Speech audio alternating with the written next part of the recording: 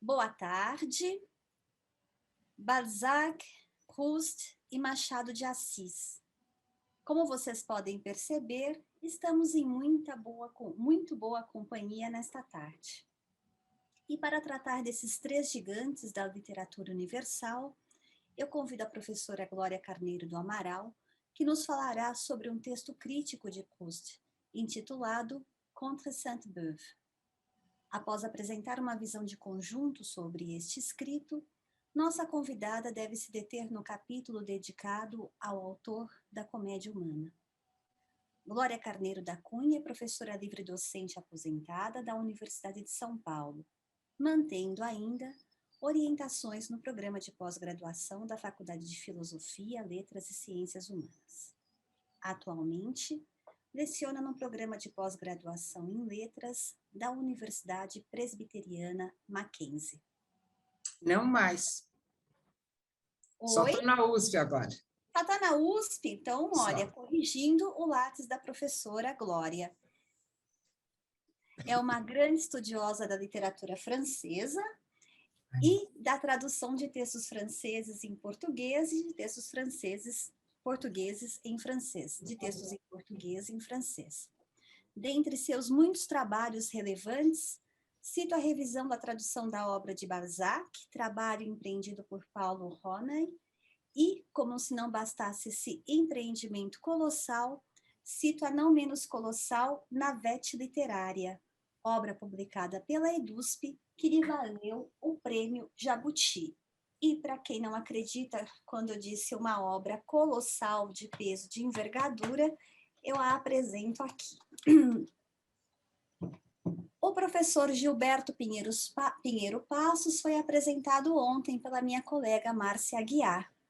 Além dos aspectos relacionados à sua vasta bibliografia, publicada na forma de livros e artigos, gostaria de destacar que o professor titular de literatura francesa, também da Faculdade de Filosofia, Letras e Ciências Humanas, é um leitor minucioso e muito atento a aspectos que poderíamos dizer menores da literatura, mas que mostram a grandeza dos escritores na construção dos personagens.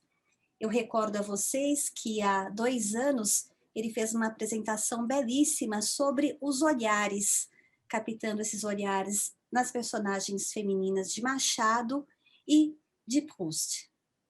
Hoje, ele nos brinda com a palestra intitulada Vestimenta e Adereços, Mensagens Femininas em Machado e Proust, na qual explora, com grande angular, algumas particularidades das personagens machadianas, Sofia, de Quincas Borba, e Fidélia, do Memorial de Aires. Das letras francesas, ele lança a luz sobre Odette e Albertine, personagens eternizadas nas letras de Marcel Proust. E eu passo a palavra ao professor Gilberto. Muito obrigada. Boa tarde a todos.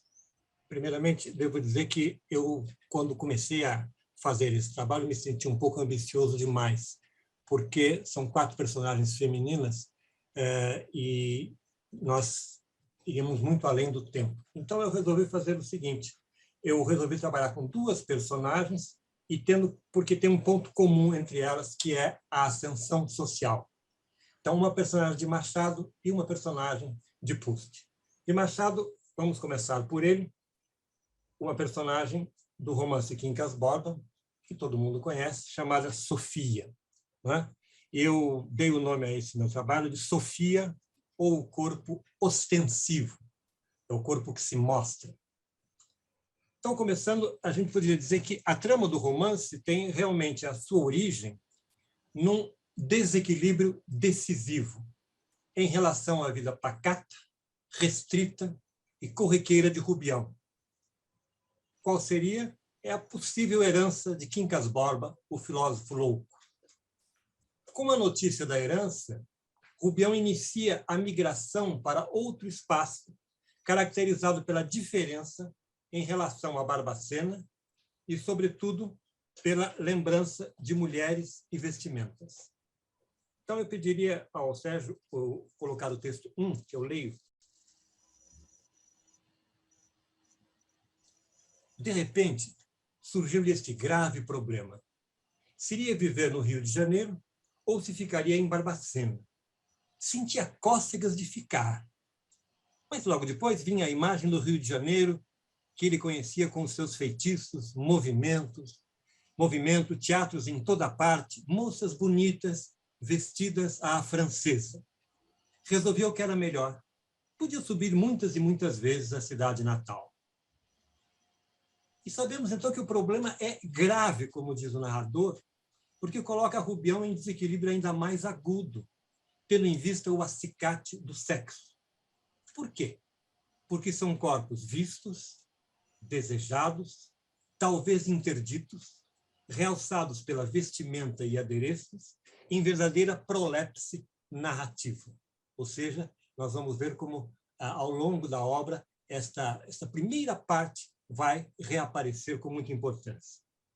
A estratégia do narrador está no aproveitamento do desejo de Rubião. Colocado em cena no Rio de Janeiro, em sua casa nova, Rubião, em uma casa rica, em Botafogo, Rubião evoca uma figura feminina e seu corpo, consolidando dessa maneira a miragem do texto que nós acabamos de ver. Próximo texto, por favor. Então, aqui é Rubião pensando. Foi ela que me recomendou aqueles 2 quadrinhos quando andávamos os 3 a ver coisas para comprar. Estava tão bonita. Mas o que eu mais gosto dela são os ombros que vi no baile do coronel. Que ombros! Parecem de cera, tão lisos, tão brancos. Os braços também. Ah, os braços, que bem feitos! Então, a par da compleição física, braços e ombros, convém notar a valorização do elemento branco, caracterizador de beleza de tipo aparentemente europeia, o que terá repercussão no romance. A figura feminina faz falta, mas já incorpora, porque ela não está presente, mas já incorpora, nesse primeiro momento, a representação de uma vida ligada aos momentos de grande sociabilidade. É representada pela palavra baile, elemento fundamental relativo à futura ascensão social do par, Sofia e Cristiano, e à configuração da saúde mental de Rubião.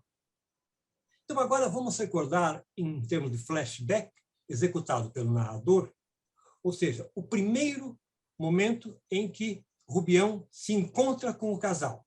Na verdade, se encontra com um casal que ele não conhece.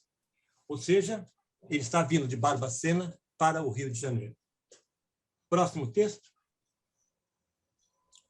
Na estação de Vassouras, entraram no trem Sofia e o marido, Cristiano de Almeida e Palha. Este era um rapagão de 32 anos. Ela ia entre 27 e 28.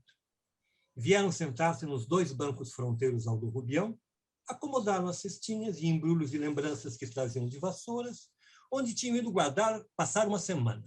Abotoaram o guarda-pó, trocaram algumas palavras baixo.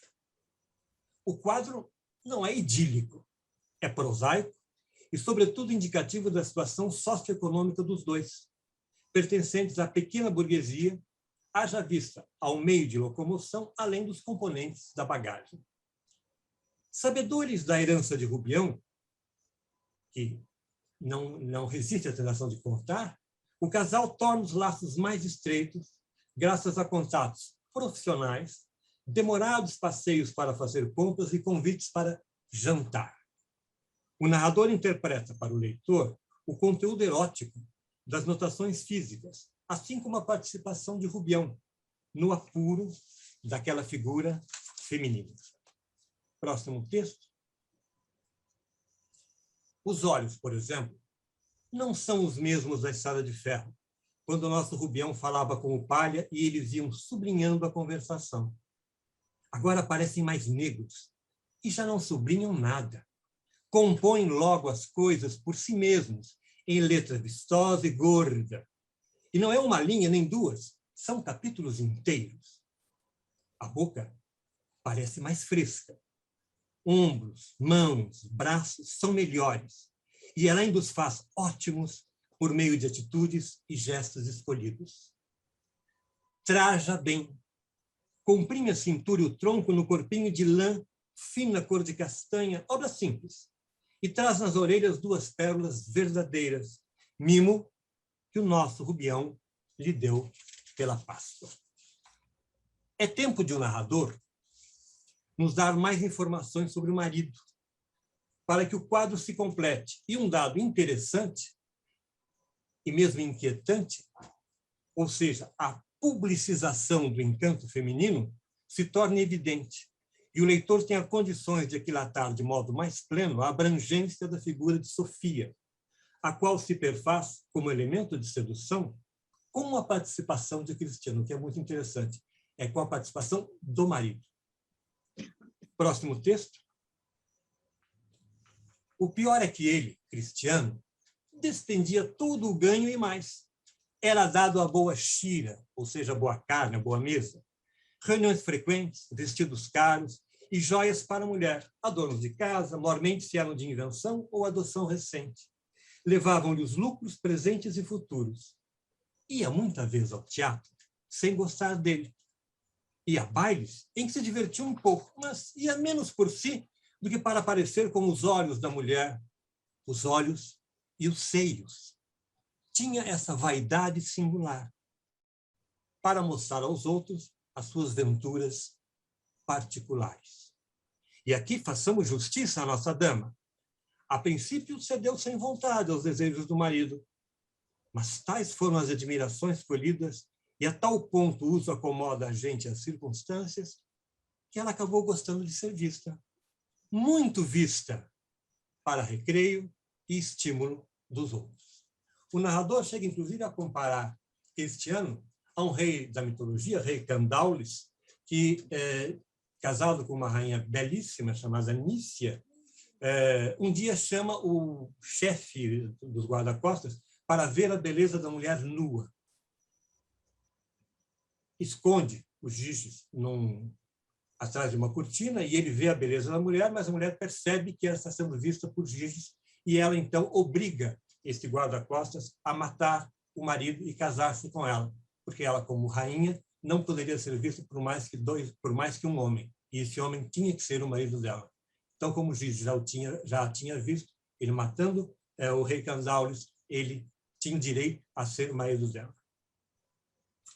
Voltando a Sofia, vamos dizer que, em razão da sua origem, ela não possuía cabedais suficientes para ser mais do que uma pequena burguesa, casada com um zangão, que é o termo que o narrador usa para Cristiano, é um termo pejorativo para designar o pequeno negociante em busca de oportunidades, mesmo que não convencionais.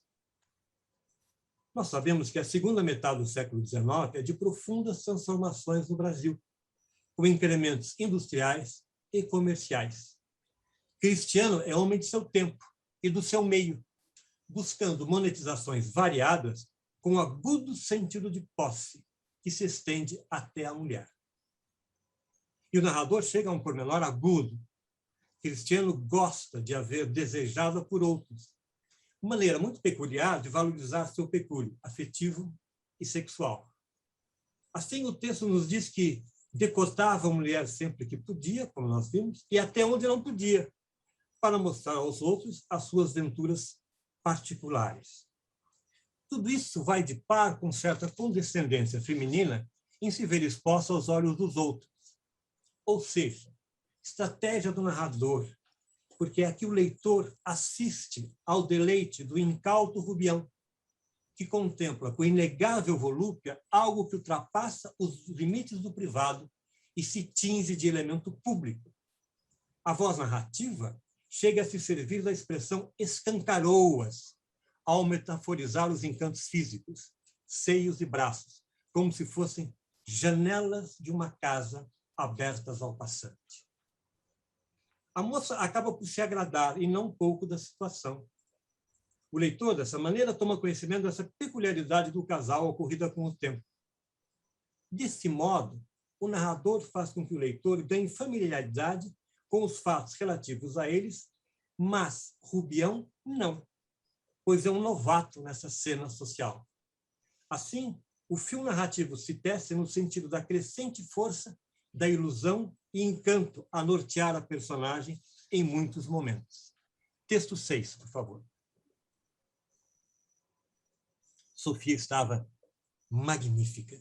Trajava de azul escuro, muito decotada pelas razões ditas no capítulo 35, que é esse que acabamos de ler. Os braços nus, cheios, com uns tons de ouro claro, ajustavam-se às espadas e aos seios, tão acostumados ao gás do salão. Diadema de pérolas feitiças, tão bem acabadas, que iam de par com as 2 pérolas naturais que lhe ornavam as orelhas e que Rubião lhe dera um dia. Então, vocês percebem que o narrador vai reforçando, ele vai retomando a pouco e pouco aquilo que da parte do Rubião, funciona como um presente e, ao mesmo tempo, um convite ao adultério. Nesse momento deste texto, estamos num salão, na Rua dos Arcos, perto da nova casa de Cristiano. Cristiano e Sofia agora tem... Cristiano é sócio de Rubião e tem, junto com Sofia, uma casa no Flamengo. E a herança de Rubião engrandece o pecúlio de Cristiano e consolida Sofia na narrativa. Assim, a gente pode observar o trabalho descritivo do texto, onde se destaca o decote profundo e as joias, como sabemos, oferecidas por Rubião. Como eu falei, não há como negar o efeito de reiteração relativo ao oferecimento do provinciano, que, desse modo, consegue realçar o fascínio da esposa do Palha, a qual, mais uma vez, se oferece em espetáculo. Agora, nesse salão, dançando, o que configura mais um elemento do espetáculo da figura feminina, nos braços do pretensioso Carlos Maria, personagem feminina cujo temperamento e a linguagem a desconcertam e muito. O narrador busca reforçar o caráter público de uma beleza que, além de representar um triunfo social, essa figura pública satisfaz também o desejo exibicionista do marido. Sofia sabe despertar o desejo de muitos homens que a circundam. Rubião, no entanto, apresenta alguma extravagância ao se referir a elas. Próximo texto. Sofia é a personagem, pegou de um Rubião recente. Fora-lhe dado pelo Rubião. Outras coisas ali lhe lembravam o mesmo homem. Teteias de toda sorte, sem contar joias guardadas. Finalmente, uma singular palavra que lhe ouvira na noite do casamento da prima. Até essa veio ali para o inventário das recordações do nosso amigo. A senhora é já a rainha de todas, disse ele em voz baixa. Espere que ainda a farei imperatriz. Sofia não pôde entender essa frase enigmática. E como a gente percebe, o belo corpo pequeno burguês de Sofia passa a ter um status nobre, muito nobre, por ser imperatriz, com o desejo, de acordo com o desejo irrefreado do apaixonado. É a figura feminina acompanhando, ainda que imaginariamente, a ascensão política e social que a crescente loucura concede à nossa personagem masculina. A trama não deixa de consignar, paralelamente, em movimento ascensional, o sucesso financeiro do casal na sociedade fluminense, granjeando admiração e amizades importantes no âmbito da vida dos salões.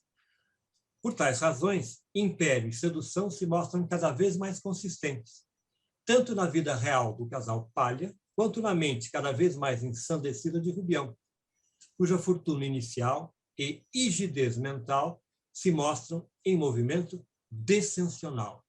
Enquanto Sofia e Palha estão em movimento ascensional, a fortuna e a sanidade mental de Rubião estão em movimento descensional.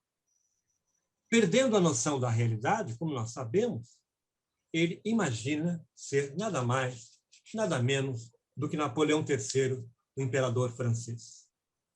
Para poder realizar, ainda que imaginariamente, seus sonhos loucos, nos quais inclui a jovem imperatriz, Rubião, em uma verdadeira cena bufa, exige ter sua barba cortada em forma de pera, à maneira de Napoleão III, causando grande espanto entre os conhecidos.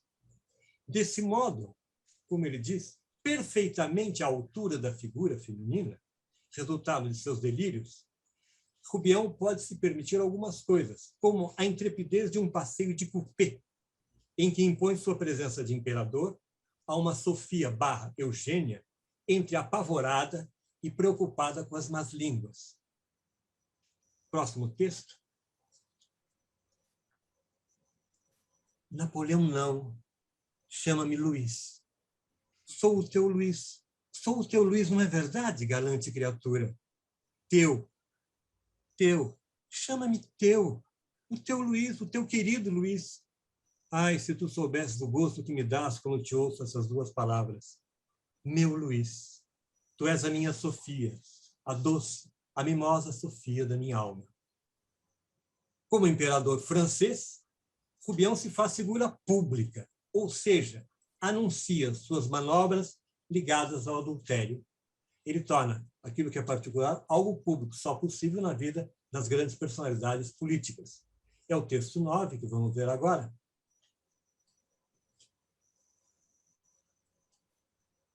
Rubião convidou-os para uma revista militar no sábado. Pois sim, sábado, admitiu Falcão. Sábado é bom dia, continuou Rubião. Não faltes, Duque de Palha. Não falto, disse o Palha andando. Olha, mandar-te-ei um dos meus coxos, novo em folha. É preciso que tua mulher pouse o seu lindo corpo onde ninguém jamais ousou sentar-se. Almofadas de damasco e veludo, arreios de prata e rodas de ouro. Os cavalos descendem do próprio cavalo que meu tio montava em Marengo. Adeus, Duque de Palha. O corpo de Sofia, trajado ricamente e adornado por joias ofertadas por Rubião, só poderia, em consonância com o delírio dele, ser igualado ao da imperatriz francesa de origem espanhola, Eugênia de Montijo, casada com Napoleão III. É um dos momentos agudos do delírio, paralelo, como nós já vimos, ao movimento descensional da perda do dinheiro. Rubião está empobrecendo a olhos vistos, e o texto machadiano contempla o leitor com os elementos que dão conta da bancarrota financeira do provinciano. Aliás, cumpre dizer que este é talvez o texto mais balzaquiano da segunda fase de Machado de Assis, e é um texto de um narrador que não tem a menor piedade, é um texto de um narrador absolutamente impiedoso em relação às personagens que está compondo. E esse contraste entre a bancarrota de um e a ascensão de outro se dá de modo agônico, e esse narrador imperioso busca realçar a verdadeira realidade, com o movimento ascensional da falsa imperatriz, na verdade representada pelos contornos reais de uma talvez virtuosa esposa de um bem-sucedido homem de negócios da segunda metade do século XIX no Brasil. Rubião enlouquece de vez, Rubião vai para um manicômio, Rubião escapa do manicômio, volta para Barbacena, onde morre, junto com o cão Quincas Borba, e ele morre como? Ele morre se coroando, com uma falsa coroa, que é a coroa que ele vai usar. A coroa seria de Napoleão III. Ao mesmo tempo, o texto vai nos falar do fim de Sofia, em termos de romance. Em outubro, Sofia inaugurou seus salões de Botafogo, com um baile que foi o mais célebre do tempo. Estava deslumbrante. Ostentava, sem orgulho, todos os seus braços e espadas. Ricas joias. O colar era ainda um dos primeiros presentes do Rubião. Tão certo é que, nesse gênero de atavios, as modas conservam-se mais. Toda a gente admirava a gentileza daquela trintona fresca e robusta. Os homens falavam, com pena, das suas virtudes conjugais, da profunda adoração que ela tinha ao marido. Então, a gente pode concluir dizendo que o corpo de Sofia, que o texto machadiano torna ostensivo, prepondera sobre tudo e sobre todos, sempre ataviado pelo dinheiro e presentes ofertados por Rubião. E aqui, então, eu encerro aquilo que é relativo a Sofia e passo a uma outra figura feminina, essa agora da literatura francesa, que todos nós conhecemos, que é Odette de Crécy. Odette de Crécy aparece desde o começo da saga, não é? Mas uma das estratégias do narrador em relação a ela é o modo tangencial que marca, por exemplo, a primeira vez em que temos alguma informação a respeito dela, pois é referida apenas como a senhora Swann, e nós não a vemos em ação, além de ser anunciado de modo nada amistoso, pela família do menino Marcel em Combray. Estamos em Combray. Então, aqui, vocês têm o texto, o primeiro texto, a bibliografia de onde eu tirei, né, em português, em francês e em português, porque nós temos as traduções aqui, e para alguns é mais fácil seguir pela tradução.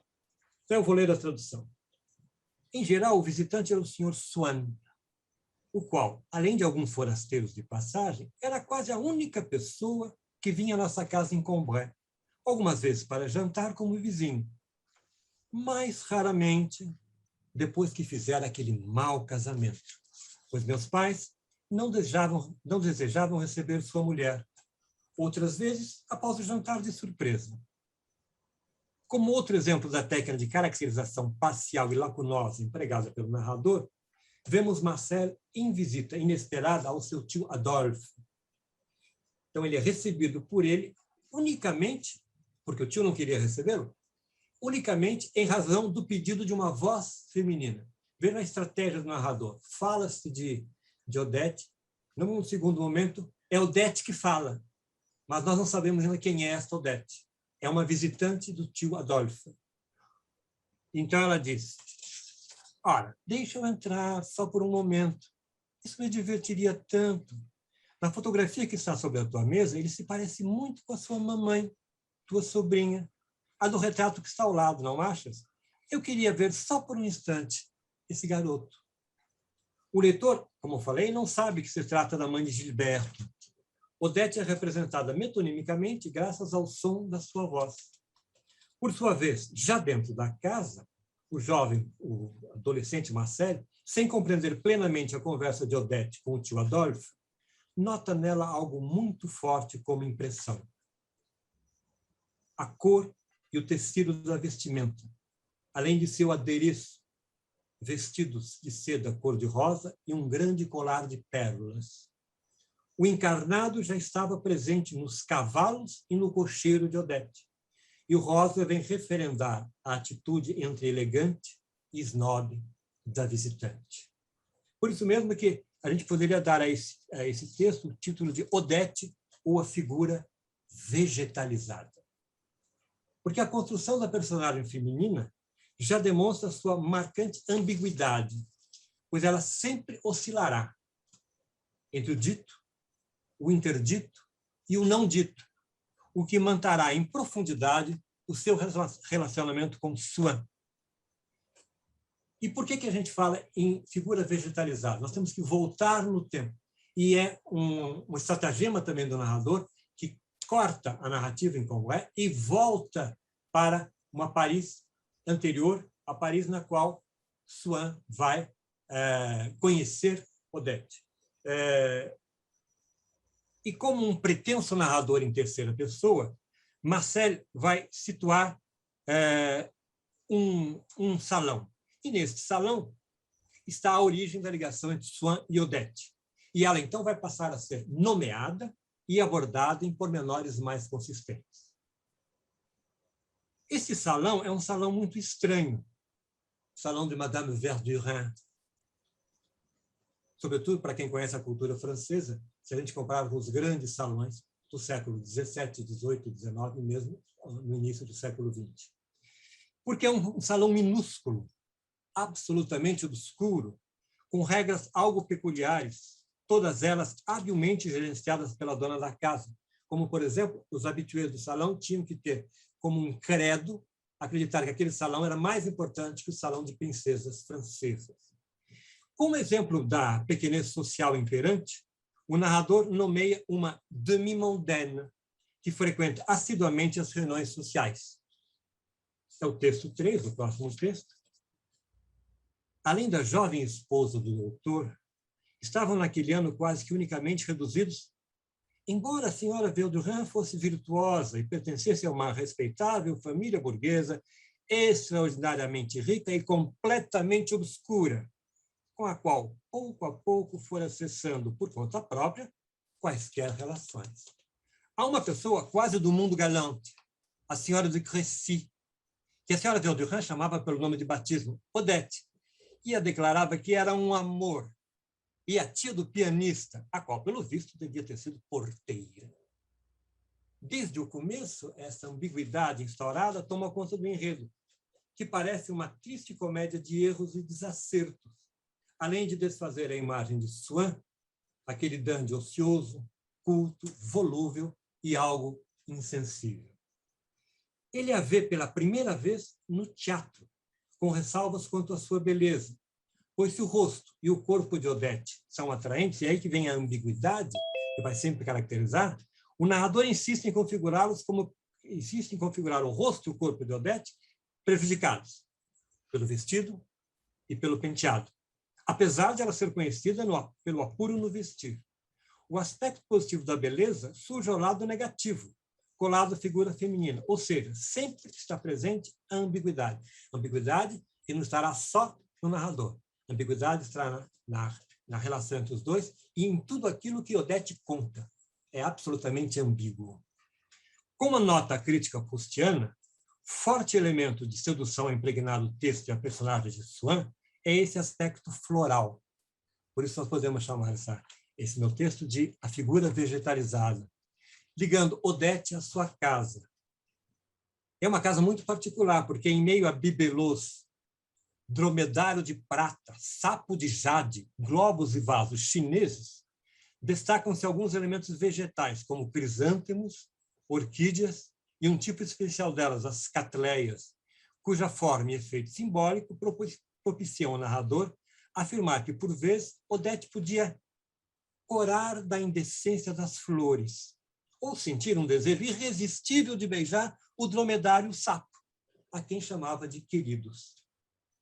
Esta animização, não é? Que seria a indecência das flores, servirá como uma das bases narrativas para a sedução ganhar corpo e proporcionará ao leitor a sensação da força encantatória da sedução física, que, de par com outros elementos culturais de gosto discutíveis, acabará por irmanar e imantar o binômio natureza e cultura, preparado pacientemente pelo narrador, que não deixa de se valer, nesse caso, de uma paródia da Dama das Camélias. Evidentemente, é uma paródia que para por aí, não é? Porque o relacionamento entre Armand Duval e Marguerite Gautier, da Dama das Camélias, é exatamente o oposto do relacionamento de Swann e Odette. Porém, em língua francesa, a rima se impõe. Catleya e Camélia, né? São duas damas ligadas às flores. Voltemos ao efeito ligado à cor e ao elemento vegetal rosa, que continua a permear o texto. A gente não pode esquecer de que a visitante do tio Adolphe é a dama vestida de rosa, cuja carruagem, como nós vimos, tinha 2 cavalos e um cocheiro, todos com um cravo vermelho. Mas o narrador não para por aí, ele insiste, porque isto é muito importante, é a reiteração contínua, seja por meio da metáfora que vai se alargando, seja por meio da vinda de outros elementos que vão jogar um jogo muito interessante entre algo que é caracterizado e a própria caracterização em si como elemento. Não apenas como caracterização, mas como elemento componente do texto, de maneira lúdica. Por exemplo, se a operária com quem Swann passava alguns fins de tarde era fresca e rechonchuda como uma rosa, o chambre com que Odette recebe Swann na primeira visita era cor-de-rosa, realçando o narrador que ela o recebia com o cólio e os braços descobertos. Na ocasião, as lâmpadas contidas em globos chineses davam ao poente um tom mais róseo. A união de flores, não se pode esquecer o crisântemo, que ela oferece a Swann, à guisa de despedida, as orquídeas e as catleias com o tom derivado da rosa, prepara o caminho para a eclosão do amor físico, na famosa noite da busca incessante de Odette, feita por Swann e seu cocheiro Remy. Ele a encontra em plena rua e, partilhando da carruagem da Cocotte, envolve-se numa cena de sedução, toda ela marcada pela explosão erótica, imergindo no mundo das camélias. Próximo texto.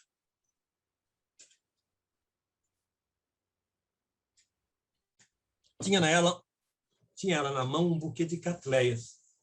E Swann viu, sob o véu de renda que lhe cobria os cabelos, flores dessa mesma orquídea presas a uma aigrette de penas de cisne. Trazia sob a mantilha um amplo vestido de veludo negro que, num arrepanhado oblíquo, punha a descoberto o largo triângulo de uma saia de seda branca e deixava ver o mesmo forro de seda branca na abertura do corpinho decotado, onde estavam postas outras catleias. O dado floral é tão forte que o leitor se verá preso, a partir daí, a um circunlóquio ligado ao ato sexual, fazer catleia, no qual a sugestão emana da forma da flor, semelhante ao órgão sexual feminino, e aos atos de contato entre o elemento vegetal e do vestuário. São os contatos da personagem. Tocar, bater levemente, empurrar, cheirar, beijar. O leitor, portanto, ao percorrer a obra, se vê envolvido nessa atmosfera floral preponderantemente tátil, olfativa e visual, em que se mistura um encanto feminino e a posse do corpo de Odette. A Belle Époque, nós sabemos, se caracteriza, entre outras coisas, pela valorização do elemento animal e floral, em gravuras, pinturas, enfeites, e, no caso da obra de Proust, pela obsedante presença da natureza. Por exemplo, um elemento fulcral na criação da saga está no ressurgimento, via memória involuntária, da Combray da infância, em trecho largamente reconhecido, o da Madeleine, merecendo ser retomado graças ao interesse para a nossa análise, já que o mundo floral envolve a lembrança da cidade e seus habitantes. Ou seja, o texto 5, que vai nos dizer o seguinte: todas as flores de nosso jardim e as do parque do Sr. Swann, e as ninféias do Vivonne, e a boa gente da aldeia, e suas pequenas moradias, a igreja, e toda a Combray e seus arredores, tudo isso que toma forma e solidez, saiu, cidade e jardins, da minha taça de chá. A continuidade da obra mostra um momento de apoteose. Há uma apoteose ao longo da saga, que surge não por acaso em ambiente ligado à natureza, onde todos são coadjuvantes da figura feminina, e o são de modo consensual, respeitando-se, assim, o apanágio da sedução. Estamos no Bois de Boulogne, e temos o texto 6, que nos diz o seguinte, é um texto belíssimo, né? De súbito pela areia da alameda, tardia, vagarosa e luxuriante como a flor mais bela, e que só se abrisse ao meio-dia, aparecia a senhora Swann, desabrochando ao redor de si uma toilette sempre diferente, mas que eu me recordo que era, antes de tudo, malva. Depois içava e desenrolava sobre um longo pedúnculo, no momento da sua mais completa irradiação, o pavilhão de seda de uma larga sombrinha da mesma nuance, que o esfolhar das pétalas de seu vestido. Todo um cortejo a rodeava.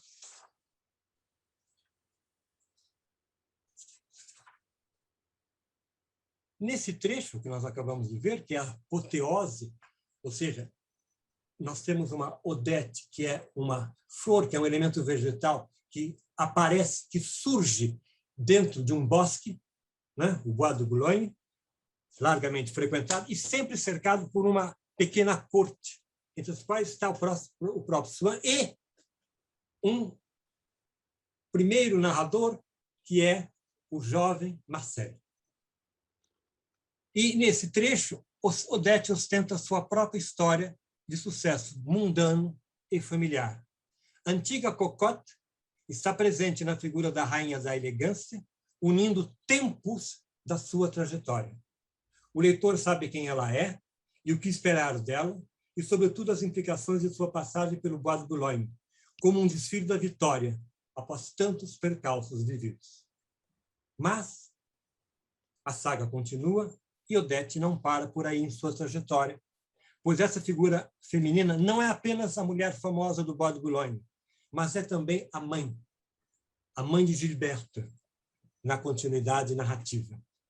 O narrador, graças a uma paixão juvenil pela filha de Odette, tem acesso à casa do Swann. Não é? Ela se casa com o Swann, porque o Swann quer ver a filha, ela não deixa, então ela faz a chantagem ele acaba casando-se com ela e ela se torna uma mulher rica, tendo em vista a fortuna da família Swann. E nesta casa, as impressões florais continuam a predominar. E, desse modo, em consonância com a sua antiga casa de mulher pública, seu salão se torna embriagador, sobretudo pela presença obsedante de elementos colhidos na natureza. Texto 7, que é muito singular. Havia sempre perto de sua poltrona uma enorme taça de cristal inteiramente cheia de violetas de Parma ou de margaridas desfolhadas na água.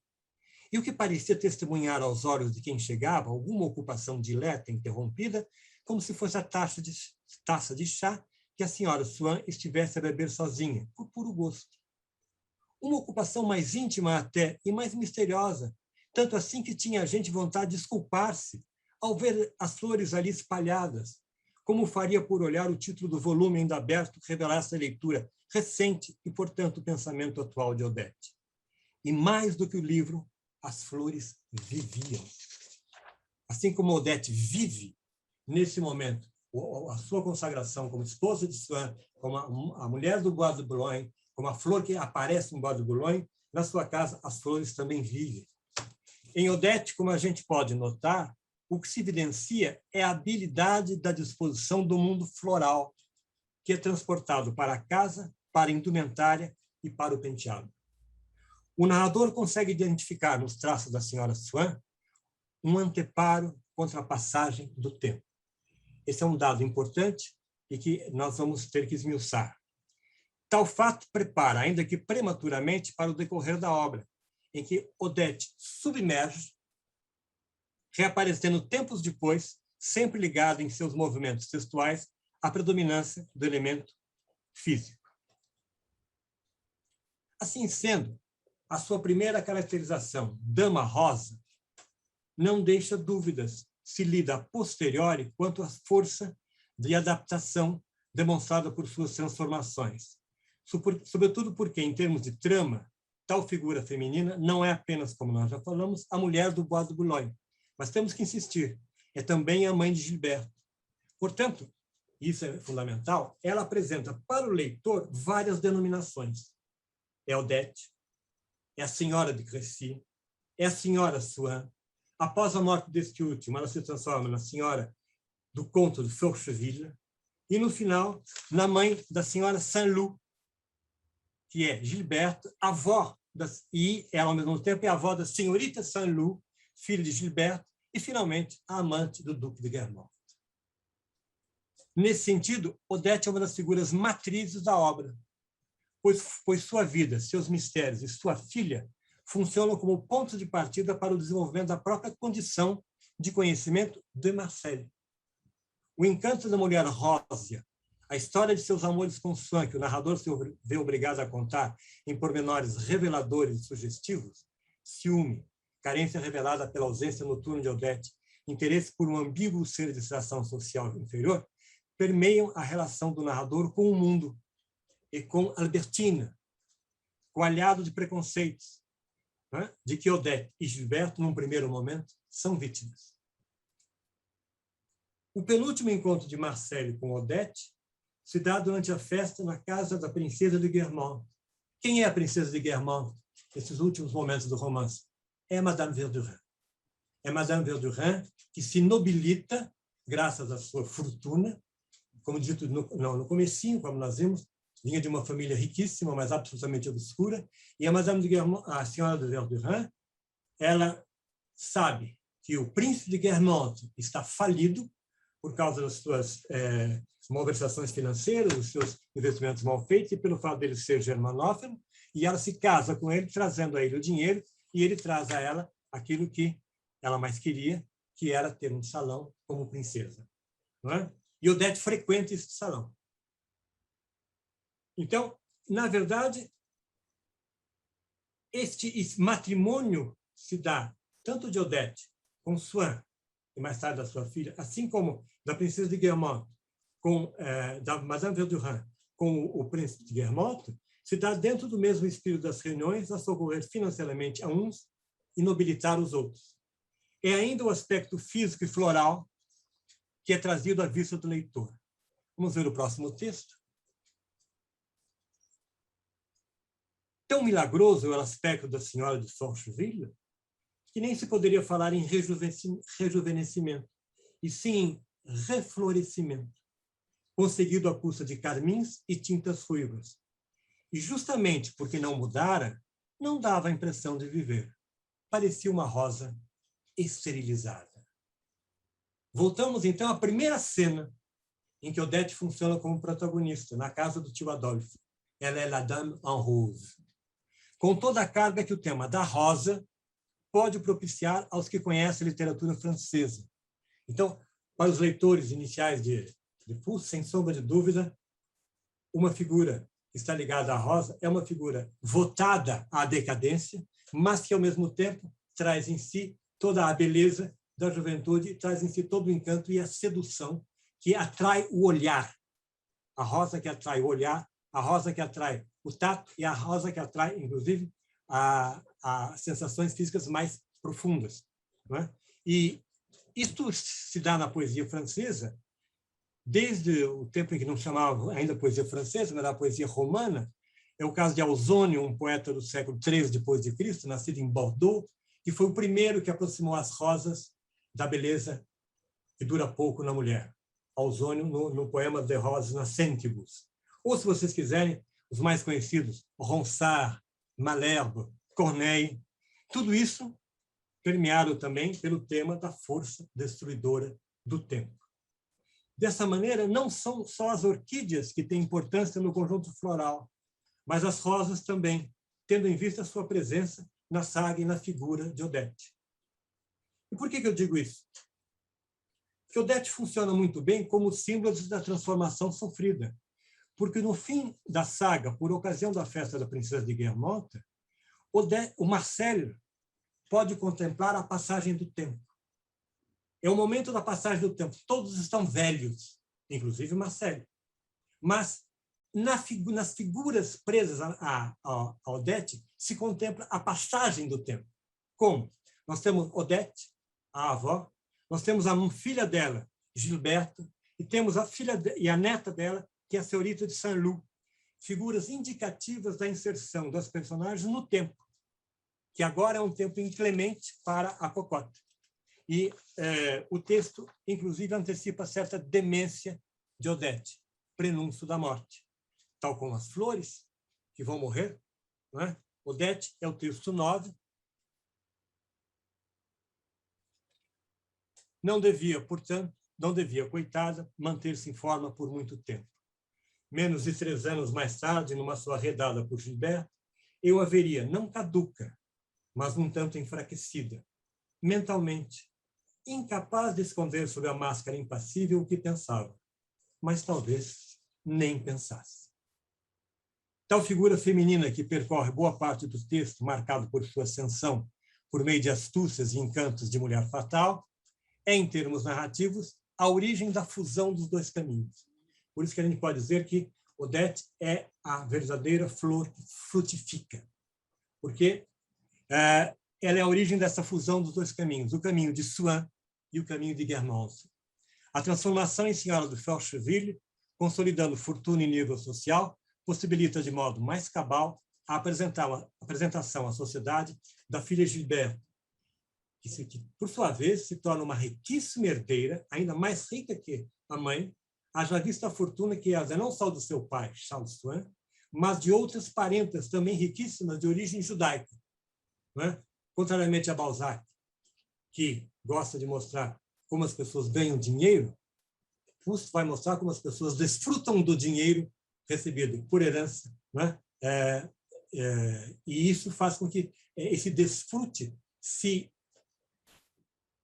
encaminhe também para o corpo feminino. É o desfrute do corpo, da rosa feminina, graças a dinheiro também. A consequência é a vitória em sua caminhada, vitória de Odette, assim como da sua antiga amiga e rival, a senhora Verdurin. Não é por acaso que há certo paralelismo. Salões, casamentos, heranças entre as duas, ressaltando a narrativa a forma peculiar, embora não exclusiva, do encanto e império de Odette. O tema floral, tão comum na Belle Époque, encontra sua ressonância em termos sociais. Isso é importante, no fato de Odete, a mulher floral, ter sido fecundada. Ou seja, ter gerado Gilberto, que será a esposa do nobre Saint-Loup. Portanto, realizando a fusão de que eu falei. Não é? O narrador vê em Odete, para finalizar, não apenas a beleza, mas, como nós acabamos de ver, a passagem do tempo e as marcas das mudanças sociais. Numa Paris que, tal como a de Baudelaire, muda, se moderniza, embora permaneça no espírito e na lembrança de cada um, essa figura feminina em seus passeios no Bois de Boulogne, com seu indesmentível fascínio a atrair olhares, comentários e lembranças literárias. Muito obrigado. Bem, muito obrigada, professor Gilberto. E agora, com a palavra, professora Glória Amaral. Muito obrigada. Boa tarde a todos. Eu queria já, de saída, cumprimentar o meu colega pela belíssima exposição que ele fez, linda, maravilhosa, e que eu vou numa direção diferente, sobretudo porque eu vou pegar não um texto ficcional, mas eu vou pegar um texto de crítica, e que também vou tentar, paralelamente, mostrar como, no fim, o texto do Proust é o mesmo nas duas situações. E, antes de começar propriamente dito, queria precisar que a Marisa mostrou 2 volumes do meu livro. O Gordão não é meu, o Gordão é uma antologia. O meu é o Fininho, a antologia do Roger Bastide, né? Mas não vale, aí é o trabalho todo de pesquisa, que também é autoral. Parece que eu escrevi aquilo tudo, eu fico nervosa. Então, vamos lá. Então, eu queria agradecer muito aí a minha inclusão nesse evento, e é uma inclusão um pouco lateral, porque eu estou aqui não como leitora de Proust, mas como uma frequentadora assídua da obra do Balzac, né? Então, queria agradecer a Regina, a Marisa e a Márcia, assim, a oportunidade de rever um texto que eu já conheci um pouco, mas que conhecendo mais, né? E também vou pedir desculpas, porque a Márcia falou para mim, por que você não faz um PowerPoint? Nem tive ideia, podia ter feito como fez o Gilberto com as citações, que eu tenho várias citações, né? Então também eu vou derrapar um pouquinho, porque as minhas citações estão em francês, eu vou traduzindo à medida que eu for fazendo, né? Então vamos lá, né? Eu gostaria de chamar a atenção, me apraz muito recuperar assim textos, coisas antigas, já visto que o meu doutorado foi sobre poetas secundários brasileiros. Então, eu gosto de recuperar certas coisas que ficam esquecidas e que talvez, às vezes, tenham uma certa utilidade, né? A primeira delas, vocês vão achar bem estranho depois do tipo de exposição que fez o Gilberto, eu vou falar de um manual de literatura, e de um manual de literatura que estava em voga nos anos 60, mais para o fim dos anos 60 do século XX. Agora tem que falar, né? Senão pensa que é esse mesmo, né? É um manual que se chama Lagarde e Michard, e que foi muito divulgado e muito utilizado para o estudo do francês, nem da literatura francesa, do francês mesmo. E é uma edição da Bordas, bastante luxuosa, ilustrada, e com uma visão de literatura, com uma perspectiva de literatura que, para nós, soa muito tradicional, né?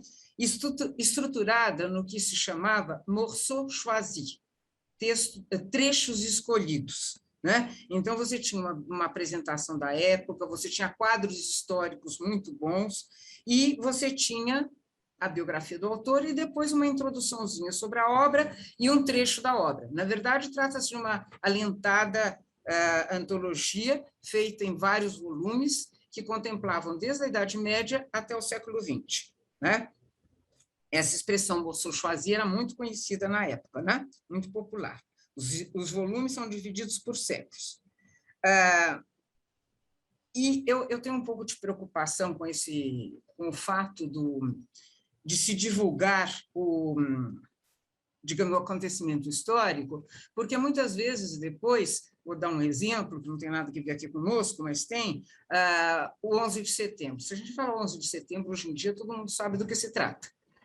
Daqui a alguns anos, daqui 20 anos, os pesquisadores talvez não saibam. Então, é preciso que você conheça o fato também, para depois você se lançar nas análises, né? As consultas, às vezes, assim, nessa linha, podem ser interessantes. No caso do nosso autor, do Proust, o Lagarde Michard, ele abre o seu capítulo não com um texto da Recherche, mas com uma importante afirmativa do texto sobre o qual vou falar, Contre Sainte-Beuve. Quero ressaltar que o título ficou tão divulgado, vulgarizado, que, inclusive, a tradução em português ela conserva Contre Sainte-Beuve, né? Então, ele vai... e é interessante porque esse trecho, que eu vou citar, né? Ele não vai na linha de crítica do manual, que é muitíssimo biográfico. Então, a citação é a seguinte, que eu devia ter colocado na tela, mas vou falar bem devagarzinho, tá? No seu Contre Sainte-Beuve, Proust atacou, entre aspas, o célebre método do crítico, segundo o qual a obra de um escritor seria, antes de mais nada, o reflexo da sua vida e poderia se explicar por ela. De fato, quanto mais uma sensibilidade criativa é rica e complexa, menos podemos reduzi-las aos dados de uma biografia. Um livro, aí diz o Proust, citado pelo manual, é o produto de um outro eu, que não é o que manifestamos em nossas atitudes, em nossos hábitos, em nossa sociedade e em nossos vícios. Eu acho interessante também situar um pouco a figura do Sainte-Beuve, porque eu tenho assim, um pouco de pudor quando eu vou falar que eu não conheço o público. A gente pode parecer assim, meio douta, querendo explicar as coisas, mas ultimamente eu tenho reparado que realmente ficam algumas coisas para trás e a gente, quando tem a plateia, assim, a gente olha nas pessoas e vê se a pessoa está entendendo ou não, se a gente se alonga ou não. Agora, aqui eu só estou vendo os meus colegas, todos sorridentes, que eu tenho certeza absoluta de que conhecem o Sainte-Beuve. Então, vocês vão me desculpar, mas eu vou falar um pouquinho dele, né? Bom, aí, antes de continuar, a edição da tradução, Contre Sainte-Beuve, da Iluminuras, de 88, numa tradução de Haroldo Ramanzini. Bom, o texto que eu me servi em francês não é, digamos assim, o perfeito, mas era o que eu tinha ao alcance da mão, é uma edição de bolso da coleção Folio Essai, da editora Gallimard. E ele, esse Proust Contre Sainte-Beuve, em francês, não é recoberto pela tradução. A tradução deixa de lado alguns textos, né? Não é minha intenção fazer um cotejo das duas publicações, o que seria até muito interessante. Mas a edição francesa, ela apresenta alguns textos de perfil menos diretamente críticos do que a edição em português. O prefaciador da edição francesa, Bernardo Fallois, nos presta alguns esclarecimentos importantes, como, por exemplo, a ordem dos textos dessa edição, que eu consultei da Folio, foi estabelecida seguindo uma pequena agenda do Proust, né? Figuram textos de caráter menos críticos, que esses aí justamente que não vêm na nossa edição em português, da Iluminuras.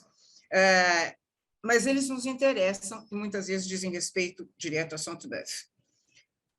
O prefaciador francês ressalta que o projeto do livro pode ser acompanhado de forma regular pela correspondência com um amigo de Proust, Georges Loris. E um dos projetos supunha a conversa com a mãe, como notamos em Sainte-Beuve e Balzac. Falou se alonga sobre a composição dos textos e em como eles estão apresentados na edição, o que é muito comum nesse tipo de prefácio de edições francesas. Os prefácios franceses, eles são, de uma forma geral, bastante eruditos, muito informativos, pelo menos eu acho que para o público brasileiro, bastante interessante. Agora, interessam-nos duas observações. a crítica sobre Sainte-Beuve, a crítica que Proust faz sobre Sainte-Beuve, é fragmentária. E depois ele vai fazer um comentário sobre o capítulo do qual trataremos especificamente. Só estou citando o prefaciador, para mostrar um exemplo da erudição, da forma como ele se alonga. Estão terminados os capítulos sobre Baudelaire e Balzac. Este último, sobretudo, que Proust teve tempo de corrigir e de enriquecer segundo o seu hábito de acréscimos consideráveis. Segundo Fallois, a maior ressalva de Proust a Sainte-Beuve é a de ter escrito visando só o momento contemporâneo. Já vou chegar no Sainte-Beuve. Ao que se pode acrescentar que você só visar o seu momento contemporâneo não deixa de ser uma visão um pouco limitada. E, segundo ele também, o livro serve para Proust fazer uma espécie de testamento literário. O texto, segundo o prefaciador, essa reunião de textos contra Sainte-Beuve é uma espécie de a expressão não é minha, é dele, testamento literário. O termo que ele usa também é uma profissão de fé estética. Aí depois o Gilberto pode falar alguma coisa, porque o Gilberto conhece mais o Proust do que eu. A meu ver, essa expressão é um pouco forte. Os textos que nos interessam mais de perto. 2 pontos. Sainte-Beuve e Balzac. O Balzac de Monsieur de Guermantes e o método de Sainte-Beuve. São os textos que vão nos interessar e dos quais eu me ocuparei. Então, vamos lá ao prometido Sainte-Beuve. Sainte-Beuve nasceu em 1804, ele é contemporâneo do Victor Hugo, e morreu em 1869. Ele começou a ficar conhecido num artigo que ele escreveu sobre Odes et Ballades, Ódios e Baladas, um dos primeiros livros do Victor Hugo, de 1827. Aí que os dois ficaram amigos. A amizade com a Madame Pigot é um pouco posterior. Em 1829, ele publica um outro livro, Vida e Poesia e Pensamentos de Joseph Delors. Talvez, eu sempre gosto, quando eu ponho um maior ou tal, eu sempre gosto de modalizar, porque a gente nunca sabe, né? Mas, em todo caso, eu acho que é o crítico de maior projeção do século XIX francês. Toda segunda-feira, ele escrevia um artigo de crítica literária. E, justamente por isso, esses textos foram reunidos no título Causeries du lundi. Lundi, segunda-feira, as conversas de segunda-feira. Ele publicou primeiro no Jornal Constitutionnel e depois no Moniteur, lá que saem os textos sobre os quais ele se pronunciava.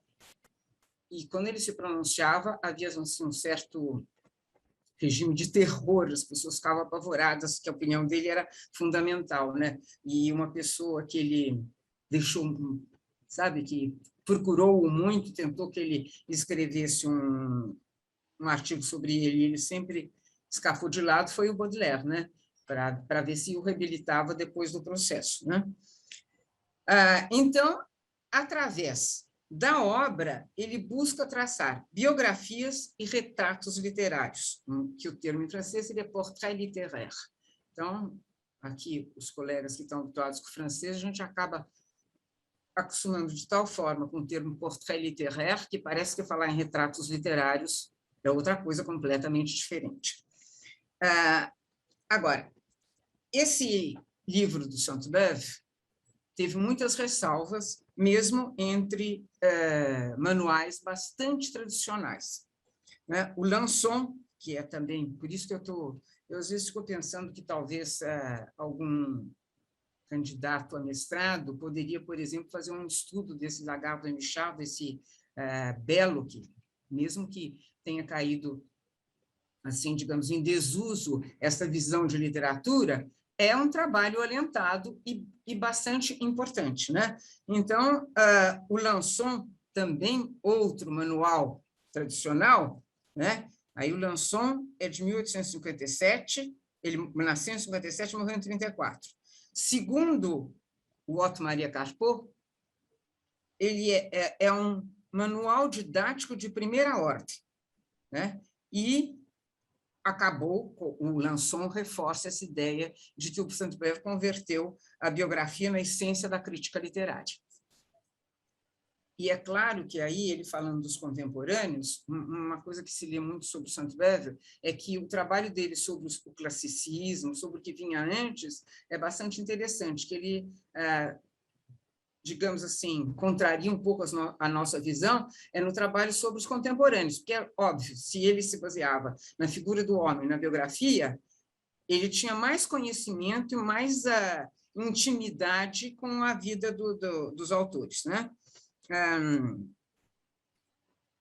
Então, o Lagarde, o próprio Lagarde, fala isso também. Depois tem um crítico mais contemporâneo, o Jean-Yves Tadier, que se divide muito entre a crítica e a história literária. Ele fala que ele buscava o retrato, o portrait, e a autópsia moral do escritor. O Carpeaux acha que ele ainda tem uma importância, o Sainte-Beuve, e que nessa perspectiva crítica você separa o crítico literário Sainte-Beuve e o historiador da literatura Sainte-Beuve. Bom, isto posto, apresentado esse crítico importante do século XIX, que eu fiquei sem saber se todo mundo o conhecia, vamos entrar. O meu objetivo é mostrar como o Proust vê o Balzac. Né? Quem é que é o Balzac para Proust? A frase de abertura do capítulo que nos interessa mais diretamente, eu vou falar os três aqui, os três capítulos no Contre Sainte-Beuve, os três capítulos que falam do Balzac, tem esse que eu vou trabalhar mais, que é Sainte-Beuve e Balzac. Nós temos o Balzac de Monsieur de Guermantes, do qual o Gilberto falou do Monsieur de Guermantes. E aí você tem uma leitura que o Monsieur de Guermantes faz do Balzac. E o outro capítulo que eu acho importante também é o método de Sainte-Beuve. Né? Então, a abertura do nosso capítulo, Sainte-Beuve e Balzac, é muito clara, não deixa dúvidas. Proust diz: um dos contemporâneos que Balzac ignorou, um dos contemporâneos que Sainte-Beuve ignorou foi Balzac. O interlocutor do Proust, que é a mãe, ele não desaprova esse menosprezo. O Proust fala: você está franzindo o senho. Eu e a Márcia discutimos como é que a gente ia falar de fronce le sourcil, franziu as sobrancelhas, franziu o senho. Em todo caso, a mãe também não é grande encantada pelo Sainte-Beuve, pelo Balzac. A causa é a vulgaridade de sentimentos demonstrada pelo romancista. E aqui eu acho que é uma discussão que a gente pode levantar, pode ter, é sobre o uso do termo vulgaridade, né? Que depois eu gostaria que a gente pudesse discutir, porque eu acho um pouco forte, um pouco, digamos assim, uma perspectiva um pouco aristocrática. Eu tenho que defender o Balzac, né? Às vésperas de realizar o sonho de se casar com a Madame Anscar, o Balzac foi um solteirão empedernido a vida toda. E depois que ele escreveu, depois que ele foi escrevendo os romances dele, né, um deles, A Pele de Onagro, La Peau de Chagrin, tem duas figuras femininas, uma boazinha, angelical, encantadora, e a Mulher Fatal. Então, aí ele recebeu uma enxurrada de cartas femininas em protesto contra a visão de mulher que ele estava veiculando, né? E que elas protestaram. A Madame Anscar escreveu uma carta para ele assinando A Estrangeiro. E assim, eu gosto um pouco de falar dessas coisas, né, Gilberto? Porque a gente que fica, o João também, a gente que fica mergulhado no século XIX, às vezes as pessoas não têm noção. Hoje em dia, com essa velocidade da comunicação do e-mail, quer dizer, se a gente quiser aqui agora falar alguma coisa, como era a Cláudia no IA, a Márcia chega aqui, manda alguma coisa, e então a gente perde um pouco essa perspectiva. E aí ele escreveu, achou ruim, e eles ficaram 8 anos numa correspondência até se encontrarem. E depois o Balzac viveu 51, 52 anos, e ele se casou com ela um pouco antes de morrer, né? Então, a Madame Anscar, quando ele está assim para realizar esse sonho, ele escreve, a correspondência dele é bastante divulgada. E o Proust usa muito.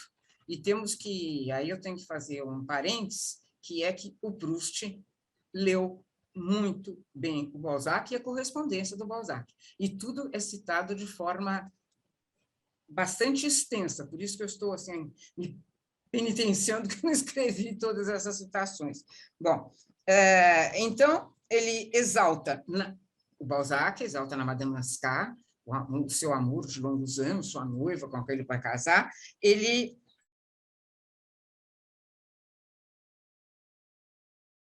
que ela teria para fazê-lo ascender socialmente. O Proust acha esses sentimentos muito vulgares e muito grosseiros, né? Aí é que eu acho que vai uma perspectiva, digamos assim, da origem social do Proust e um pouco a do Balzac era diferente, né? Ele pensou assim alguns exemplos incríveis que até a Comédia Humana ela tem mais de 80 romances, tem quase 90 romances, né? Eu já não li, eu vou confessar publicamente, eu não li os 88, mais ou menos, mas eu li muita coisa, muita coisa. E ele pega alguns exemplos que eu tenho vontade de recomeçar, porque são exemplos assim que me escaparam completamente. Olha, esse eu achei absolutamente fantástico. Não se pode não deixar de comparar o senhor X a uma víbora gelada. Eu realmente não lembro onde é que foi. O texto do Proust, eu acredito que nem em francês você consiga recuperar, de onde é que ele tirou os romances. Não está indicado de onde ele tirou o romance. Então, fica um pouco complicado de situar e procurar contextualizar essa expressão que eu acho assim estupenda. Víbora gelada, acho assim, né? Esse exemplo não está na tradução, só no texto em francês. Outra coisa que é importante a gente dizer, e que o Proust ressalta bastante, é que o estilo do Balzac é um estilo explicativo. Ele não é um estilo sugestivo, por exemplo, como a gente nota em todas as citações aí que o Gilberto fez. Então, tem uma expressão que volta muito, que é voici pourquoi, eis por quê, está aí por quê. Então, aí eu vou... E daí diz o Proust, ele fala assim, eis por quê, parece que ele vai falar uma coisa rapidinha, e, na verdade, ele se alonga e faz quase que um capítulo, né? Então, aqui, por exemplo, como ele fala exatamente o Proust. E quando tem uma explicação a dar, Balzac não faz cerimônias. Vejam que não é um estilo sugestivo. Balzac escreve, entre aspas, eis por quê. Segue-se um capítulo, né? Igualmente apresenta resumos onde afirma tudo aquilo que devemos saber, sem dar o modo e lugar. Desde o segundo mês, estou citando, é um texto da Ilusões Perdidas. Desde o segundo mês do seu casamento, Davi passava a maior parte do seu tempo na impressora e etc, etc. Né?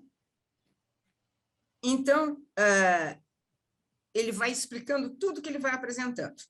Às vezes, a explicação pode ser terceirizada por uma personagem. Por exemplo, a Madame de Nucingen, né? Ela fala assim, olha, se tratar de uma aventura de amor, por favor, ninguém corte a narrativa com uma reflexão. Então, aí a explicação que ele está dando ficou terceirizada para a Madame de Nucingen, né? O problema é dela.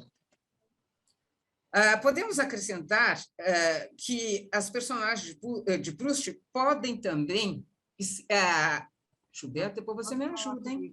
Podem exprimir concepções sobre a narrativa romanesca, né? Por exemplo, como é o caso do folhetim, que várias vezes ele se explica como é que é o andamento do folhetim, né? Agora, essa observação aí também tem uma citação assim, bastante interessante, em que ele fala amar o Balzac, né? deixa eu achar minha citação, amar Balzac, isso está falando do Proust. Sainte-Beuve, que teria tido um grande trabalho ali, ele que gostava de definir o que era amor. Pois que os outros romancistas que nós amamos, está só um pouco comprida, pois que os outros romancistas que nós amamos, nós nos submetemos a eles. Recebemos de um Tolstói a verdade, uma pessoa que estudou russo que falou para mim que tinha que falar Tolstói, viu? Recebemos de um Tolstói a verdade como de alguém maior e mais puro do que nós. Já em Balzac, por conhecermos todas as suas vulgaridades, é a tônica do comentário do Proust, né? Que o Balzac é vulgar. Já em Balzac, por conhecermos todas as suas vulgaridades, no início, elas nos desagradam. Depois, começamos a amá-lo, a sorrir para todas aquelas ingenuidades que ali caem tão bem. Nós o amamos com um pouquinho de ironia que se mistura com a ternura. Conhecemos seus defeitos, suas mesquinharias e as amamos porque elas o caracterizam de forma acentuada. Continuo protestando que eu acho que vulgaridade é um termo um pouco forte, né? Agora, outra ideia que, aqui eu não sei se eu faço um parênteses, vou fazer um parênteses bem rápido para quem sabe não ficar assim meio por fora. Existe um termo que se usa muito para falar do Balzac, que é o retorno das personagens. Ou seja, ele tem, digamos, um pool de personagens que voltam conforme o romance, né? Por exemplo, vou citar uma que é fácil de entender, que é o médico, que é o Dr. Bianchon. Qualquer pessoa que tenha gripe ou câncer chama-se o Dr. Bianchon. Então, aparece aquele médico, ele já tem o perfil de médico, né? E, então, essa ideia, que é uma ideia mais do que conhecida para quem conhece bem o Balzac, eu não sei se todo mundo conhece o Balzac, né? Então, essa ideia é uma das grandes sacadas que ele teve, porque aí ele não é obrigado a repetir as personagens. Então, ele lança a mão da personagem que funciona ali, então não é preciso bater na mesma tecla, né? Aí, o Sainte-Beuve achou essa ideia péssima. Ele diz assim que vemos sempre os mesmos rostos. O Proust aí é bastante categórico. É a ideia de gênio do Balzac que Sainte-Beuve desconhece. E segue-se outra afirmativa do Proust. Eu quero mostrar também que o Proust foi várias vezes categórico em relação ao Sainte-Beuve.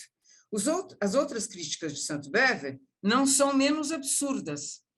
Quer dizer, é interessante a gente notar, porque com o andar da carruagem, com o andar do ensaio, parece que o Proust, não sei se ele fica mais à vontade, ou se ele achou que ele construiu melhor a ideia dele, mas vai sendo cada vez mais categórica, cada vez mais incisiva a crítica, né?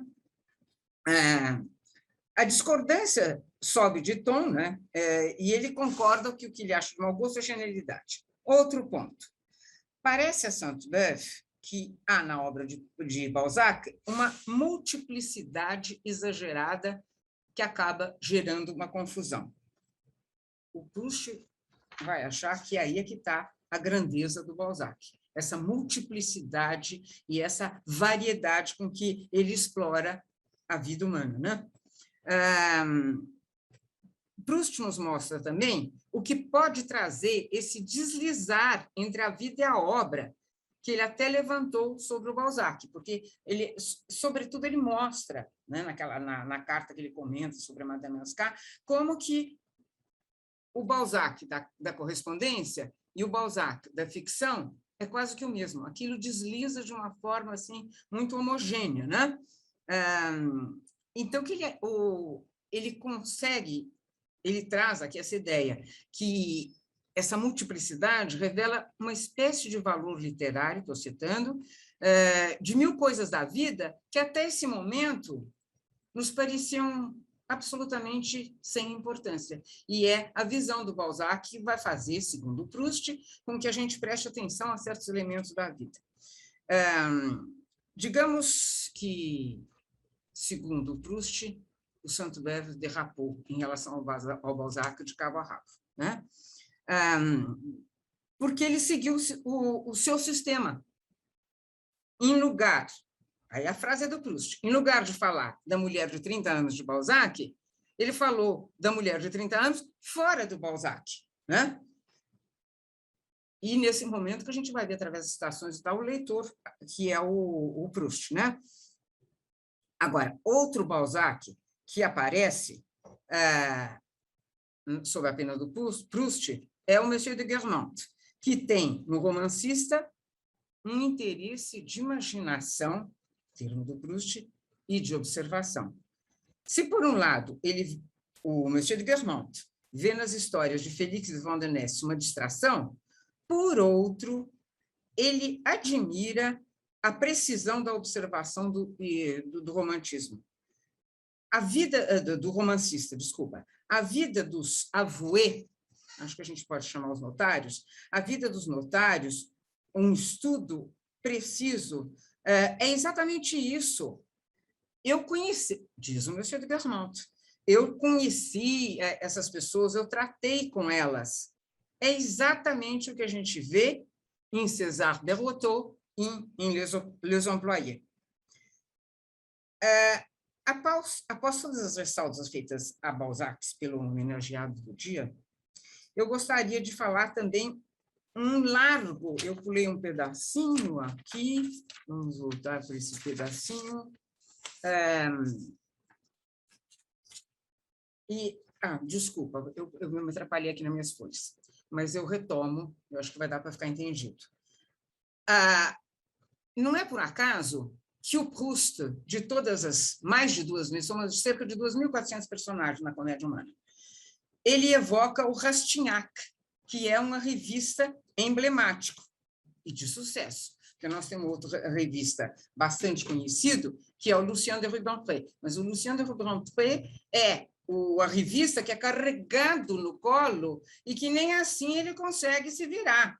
O Vautrin carrega ele não se atrapalha o tempo todo. O Rastignac não. O Rastignac recusa a ajuda do Vautrin no Père Goriot, e no fim do Père Goriot ele está se encaminhando para uma trajetória assim muito bem sucedida de a revista, né?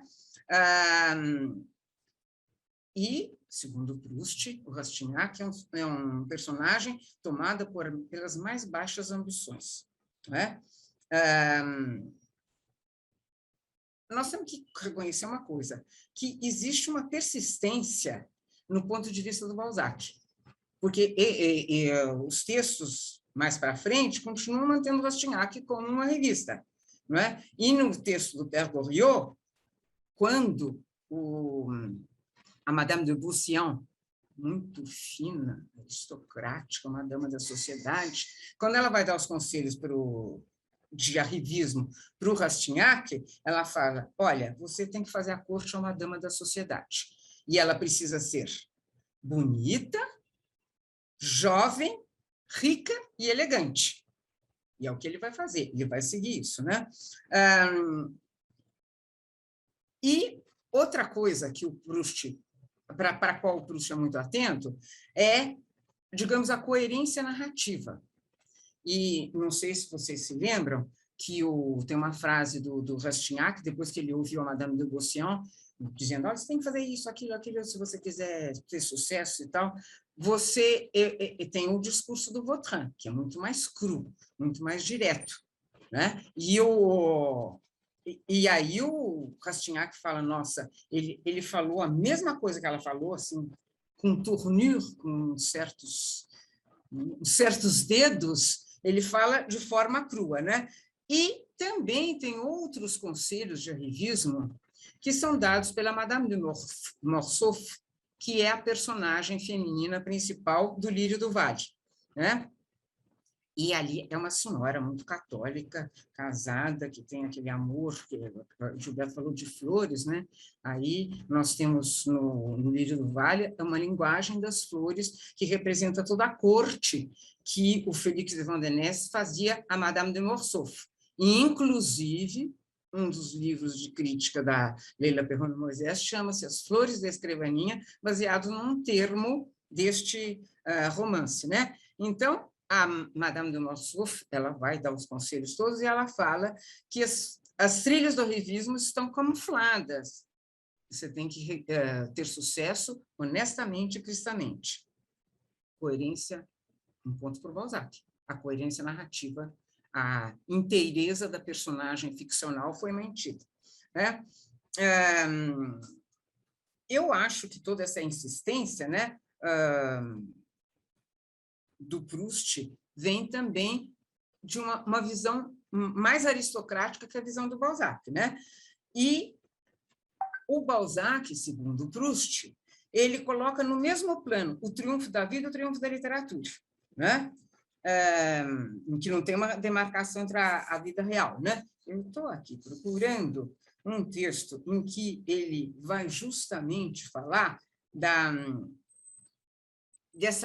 de uma crítica, aqui estou citando, essa realidade em meio plano, muito quimérica para a vida, muito terra a terra para a literatura, faz com que saboreemos frequentemente sua literatura de prazeres pouco diferente dos que nos dá a vida. Isso é a frase do Proust sobre o Balzac, né?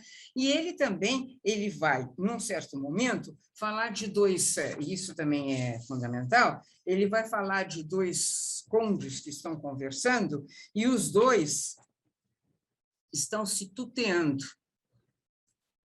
Vamos ver se eu acho rapidinho a minha citação. Eles estão se tuteando, porque eles têm intimidade, mas, né, achei a minha citação que eu mais queria, né? Então, eles estão se tuteando, e aí tem uma transposição acho que todo mundo vê a diferença entre o vous e o tu, que é muito fundamental na língua francesa, né? Então, um duque fala para o outro, diga então, Henri, parentes, e é o parente que me interessa, esses dois duques se tuteavam e se chamavam pelos seus nomes. É uma dessas nuances inventadas para marcar os graus de intimidade, deixar a familiaridade entrar na linguagem francesa e humilhar os amores próprios. Isso daí era a linguagem dos dois duques, e esse parênteses explica bem por que o Proust acha que a linguagem, mostra, não só acha, como mostra claramente, espero que eu também tenha mostrado, que a linguagem do Balzac é muito mais explicativa, né? Bom, então, agora aqui para fechar, apesar de todas as críticas, mas, no fim, é interessante porque, aparentemente, o Proust faz uma crítica muito ferrenha ao Balzac, mas, aos poucos, ele vai tirando o Saint-Beuve da jogada e vai realçando a literatura do Balzac, né? Então, depois de todas essas ressalvas, eu gostaria de encerrar minha fala retomando outro autor que já foi citado, que é o Baudelaire, né? E o Baudelaire, todos sabemos, é um autor bastante voltado para a modernidade, né? Um texto icônico do pintor da vida moderna, né? Mas ele desenvolve essa ideia de modernidade também no Salão de 1846, né? E no último parágrafo, ele aponta um elemento novo na arte, a beleza moderna, e dedica o último parágrafo do Salão de 1846 a Balzac. Aqui, vou fazer que nem um Gilberto, que uma hora aí passou para o francês, eu vou ler em francês, depois eu traduzo. Car le héros de l'Iliade ne vend qu'à votre cheville, au Vautrin, au Rastignac, au Birotteau.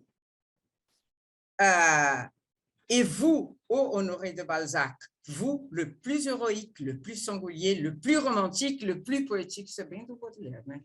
4 vezes, 4 coisas. Parmi le personnage que vous avez tiré de votre sein. Não traduzo. Pois os heróis da Ilíada não chegam aos seus calcanhares, au Vautrin, au Rastignac, au Birotteau. Ô Honoré de Balzac, você é o mais heróico, mais singular, o mais romântico, o mais poético entre todas as personagens que você tirou do seu ser. Então, aí está a visão do Proust, que levantou as vulgaridades do Balzac, mas sucumbiu à excelência do texto e à excelência do romancista. Muito obrigada.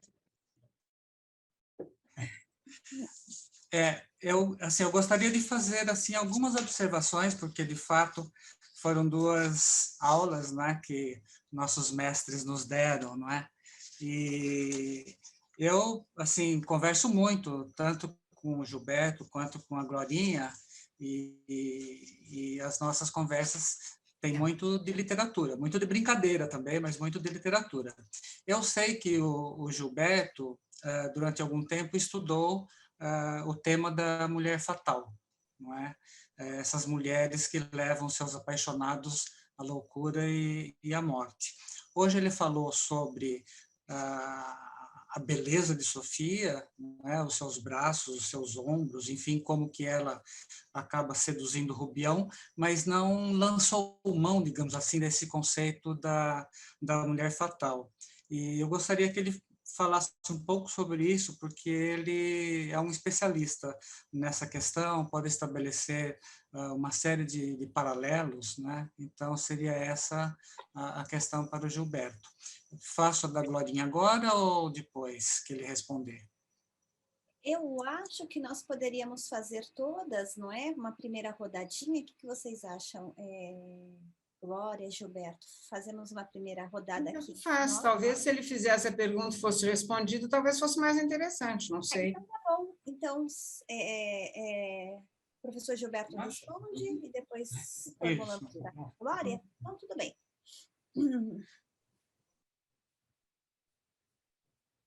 Microfone. Agora eu respondo, não é isso? Estão me ouvindo perfeitamente? Sim. Então, vamos lá. João, muito obrigado pela pergunta. Realmente, o tema da mulher fatal percorre o texto, né, mas ele tem uma característica própria nesse romance. A mulher fatal é, muitas vezes, muitas vezes, é o caso da Carmen, é o caso de outras, ela tem um final infeliz, vamos dizer assim, né? Ela é punida pelo sistema, né? Ela é punida pelo sistema em que ela se encontra. E no caso da Sofia, é o contrário. Ela é uma mulher fatal, e você tem razão, ela é uma mulher fatal, mas ela é uma mulher fatal que é vitoriosa. E a mulher fatal, no caso dela, vem acompanhada do marido fatal, no seguinte sentido: eles formam como se fosse uma organização criminosa, se eu posso dizer, não é? Porque os dois trabalham juntos. Há uma cena famosa em que o Rubião começa digamos assim, tratar a Sofia de uma maneira um pouco mais íntima, e ela vai se queixar para o marido. E o marido fala: então nunca mais vamos aceitá-la aqui em casa, né? Mas ele acaba dizendo assim: mas eu devo tanto a ele. Aí ela fala: bom, também não é assim. Não é por causa disso que vamos colocá-lo para fora. Afinal de contas, nós somos pessoas de respeito, alguma coisa nesse sentido. Então, eles vão jogando com essa situação. Aí eu vejo mais uma espécie de não a valorização só da mulher fatal, como aparece, por exemplo, no caso de Capitu, em que o Bentinho tenta colocá-la como mulher fatal o tempo todo, mas aqui a valorização do casal à revista. Por isso que eu não falei tanto. É a ideia do casal à revista, em que a figura feminina tem uma força muito grande, mas nada tira do marido também a importância, porque ele, por outro lado, ele vai arrecadando para si o dinheiro do Rubião, que o Rubião não tem a menor condição de tratar do dinheiro. Ele é definido no começo do romance como um capitalista. Ora, isso é uma grande ironia do narrador. Esse narrador é impiedoso. O narrador está dizendo: o mais impiedoso é esse, porque ele não é um capitalista. Ele chega no seio de uma sociedade capitalista, no caso do Rio de Janeiro daquela época, mas sem ter a menor condição de trabalhar com o capital é trabalhado pelos outros, e que arrancam o dinheiro dele. É o Camacho, não é, que é o jornalista venal, são as pessoas que vêm pedir dinheiro para ele, que vêm comer na casa dele, e sobretudo, o Cristiano. Então, eu vejo uma mulher fatal, mas ela que é um pouco, digamos assim, diminuída no seu papel, porque ela sofre muito com o Carlos Maria. Há um momento muito bonito do romance, que é o seguinte: a prima dela casa-se com um rapaz, e esse rapaz a desequilibra. Esse rapaz desequilibra a Sofia. Sofia fica pensando nele o tempo todo. E eles vão para a Europa. Na hora de tomar o navio, só uma pessoa não foi, porque estava um pouco doente: é Sofia. né? Ela não vai. E aí ela recebe as cartas da prima, né? E quando recebe as cartas da prima que se casou com ele, e a prima anuncia que está grávida. Então ela diz, o narrador diz assim: então Sofia recebeu nesse momento cartas que falavam de Carlos Maria, cartas que falavam do corpo de Carlos Maria e cartas que falavam do filho de Carlos Maria e que não era filho dela, né? Então há um momento ali em que há uma, vamos dizer, uma humanidade em Sofia que não existe tanto na Mulher Fatal, mas ela é, no início, sim, uma mulher fatal, mas que aí trabalha em conjunto com o marido. Eu acho que por isso. Perfeito, Gilberto, perfeito, perfeito. Digamos que o Machado criou um novo tipo de mulher fatal, a mulher fatal vitoriosa, digamos assim, não é? Mas eu queria lembrar que esse capítulo que o Gilberto mencionou, em que o Rubião tenta alguma coisa com a Sofia, com uma linguagem muito envelhecida, comparando os olhos com as estrelas, né? E no capítulo seguinte, quando a Sofia conta para o Palha, é uma cena belíssima, porque o narrador ele se esconde atrás dos dois personagens que fazem uma espécie de um bailado, uma coreografia em que cada um fala tentando adivinhar até onde vai a tolerância do outro em relação à tentativa de sedução, né, digamos, do Rubião, uma tentativa canhestra, digamos. E é o capítulo 50 do Quincas Borba. E esse capítulo, as falas do narrador são apenas didascálias, é uma pecinha de teatro perfeita, né? Um exemplo de como Machado usa a forma dramática, né? Dentro do romance, né? É muito legal. Muito obrigado, Gilberto. Passo, então, a fazer a pergunta para a Glorinha, que está um pouco ligada ao que eu perguntei ao Gilberto. Mas antes eu queria fazer uma observação. O método crítico do Sainte-Beuve teve uma enorme repercussão no Brasil, né? Quer dizer, até os anos 30, os nossos críticos literários também tentavam explicar a obra dos escritores através da sua vida. E, mais uma vez, Machado foi um dos escritores estudados nessa altura, né, em que é escrita a primeira biografia importante dele, pela Lúcia Miguel Pereira, que é exatamente nessa linha do Sainte-Beuve, ou seja, é uma tentativa de explicar a obra do Machado pela vida dele, né? Mas não é essa a pergunta que eu queria fazer, Glorinha. A pergunta que eu queria fazer diz respeito também à questão da mulher fatal, porque sabemos que nos romances do Balzac abundam os arrivistas, não é? Quer dizer, esses homens que tentam ascender socialmente, ganhar dinheiro, enriquecer.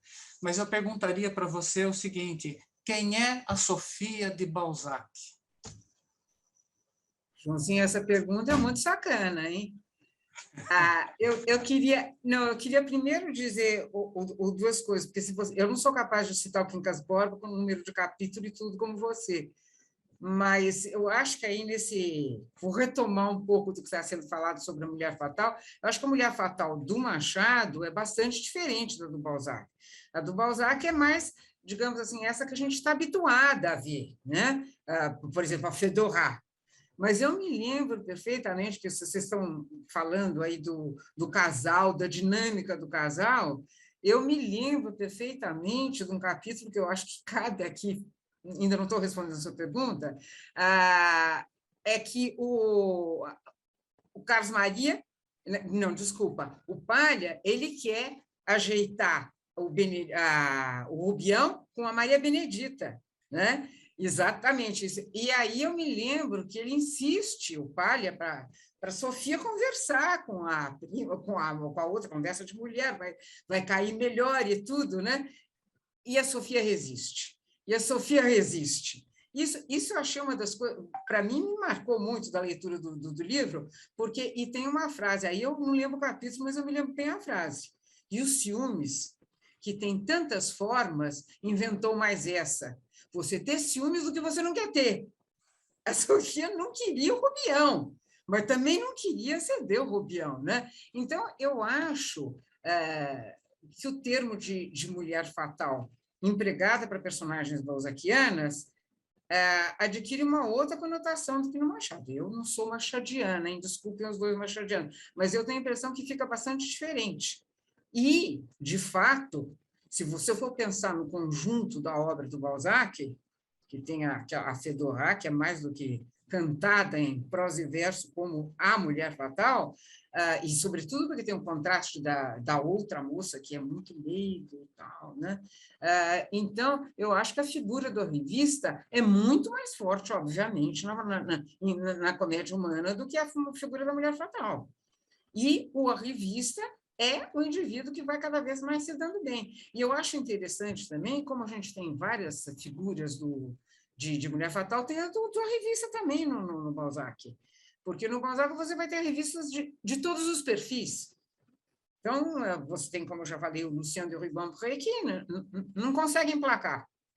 E o Rastignac, que emplaca tão bem que termina casando com a filha da amante, para poder manter o seu status. Então, eu acho que, digamos assim, seria mais... Digamos assim, que a mulher fatal acaba sumindo, não na obra do Machado, mas na obra do Balzac, ela termina sumindo em função do arrivismo. O arrivismo, eu acho que é o traço fundamental. E eu perdi uma das citações aqui, porque inverteu a ordem das minhas páginas, mas eu acho também que essa impulsão na sociedade, ela vai pegando tudo e ela é muito presente nas cartas, que é muito que eu trabalho o Proust.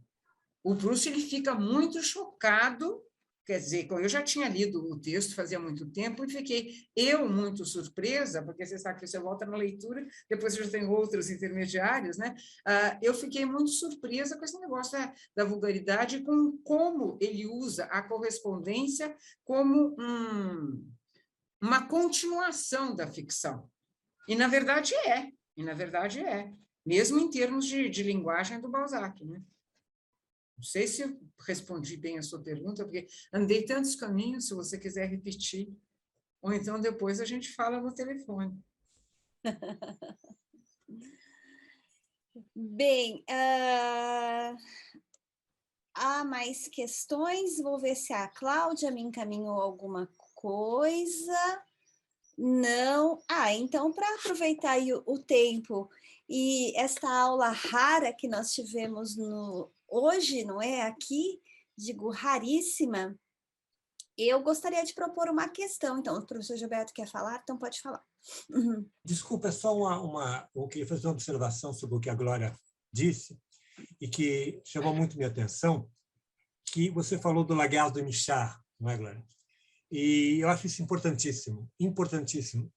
Na história dos estudos franceses no Brasil, a importância do Lagarde de Michard é de ser notada. Não só o Lagarde de Michard. A minha geração pegou o Lagarde de Michard, mas pegou o resto do Casteque-sur-Aire. Talvez você se lembre desse manual. E eu queria dizer que algum orientando um dia poderia estudar, para quem gosta da história do livro, para quem gosta da história da cultura francesa chegando ao Brasil, como esses dois manuais foram importantes no conhecimento da literatura francesa, porque eu me lembro que eram duas bíblias, de certa maneira, eram duas bíblias nos estudos escolares, né? Além disso, eu gostaria também de dizer que você fez muito bem em citar o Lagarde de Michard, porque me fez lembrar uma senhora chamada Junqueira Schmidt, não sei se era Maria Helena ou alguma coisa assim, que foi uma brasileira que escreveu um livro sobre história da literatura francesa. Então, em termos de recepção da cultura francesa, esses três elementos, Junqueira Schmidt, Casteque-sur-Aire, Lagarde de Michard, merecem realmente sempre uma citação, entende? Porque é exatamente... Eles trouxeram para nós, de forma resumida, por meio de trechos, um sistema de valores ultrapassados, evidentemente, né? Os excertos, e não a obra toda, excertos escolhidos não aleatoriamente, mas autoritariamente, pelo menos, né? Mas, de todo modo, eles ajudaram a configurar uma compreensão da literatura francesa pelos brasileiros. Então, gostei muito de você ter citado Lagarde de Michard.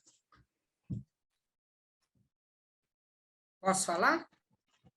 Pode. Posso falar? Não, eu agradeço muito, Gilberto, o que você está falando, porque eu fiquei assim, pisando em ovos para falar do Lagarto Michar, porque é muito datado, é muito vilipendiado também, mas olha, eu vou ser bem sincera, confesso aqui, que quando eu começo alguma coisa, eu começo sempre por lá, não fico lá.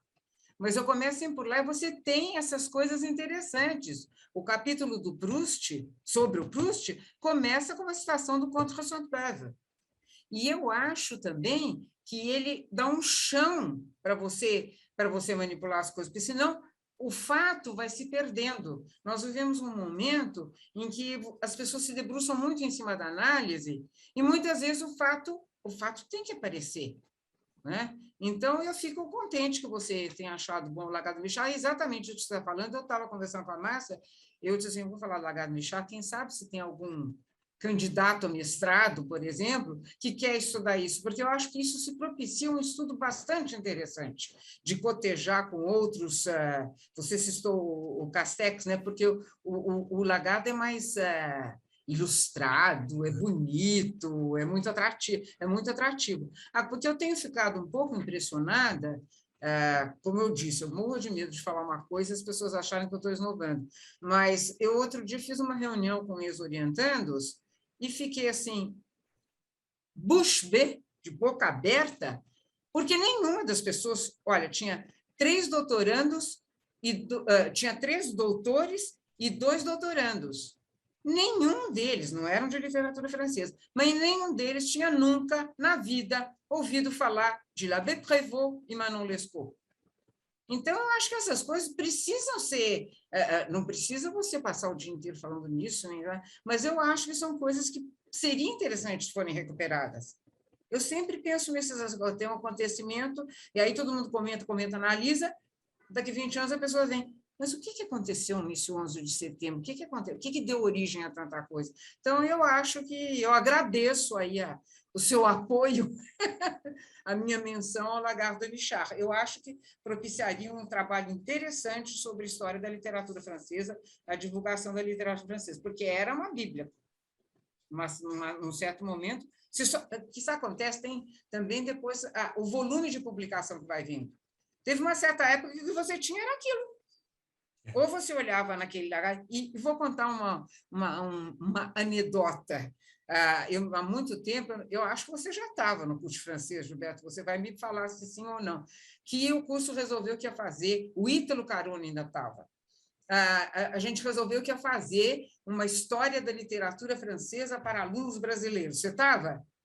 E eu me lembro que a diva da Mato, ela ficou encarregada, não me lembro de que autor do 18, porque ela gostava muito de 18, e que ela passou as férias, ela leu tudo, para cá, e não quis olhar nenhuma antologia, leu, selecionou os textos e tudo. Quando ela foi olhar, a seleção que ela tinha feito era a seleção do Lagarto Michar, sobre o autor que ela estava trabalhando. Acho que era o Bossuet, não me lembro direito qual que era. Então, alguma coisa tem, né? Não precisa você passar a ver literatura dessa forma, mas você pode utilizá-lo para várias coisas. Então, muito obrigada pelo apoio.